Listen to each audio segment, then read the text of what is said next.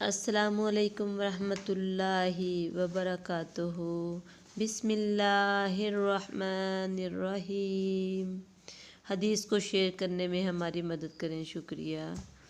صحیح بخاری کی حدیث نمبر 6۔ نبی کریم صلی اللہ علیہ وآلہ وسلم سب لوگوں سے زیادہ جواد تھے، اور رمضان میں دوسرے اوقات کے مقابلے میں جب جبرائیل علیہ السلام آپ صلی اللہ علیہ وآلہ وسلم سے ملتے بہت ہی زیادہ جود و کرم فرماتے۔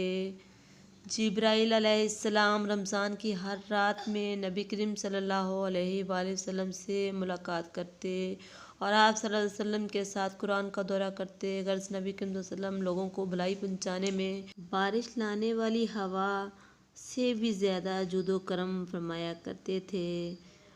اللہ حافظ۔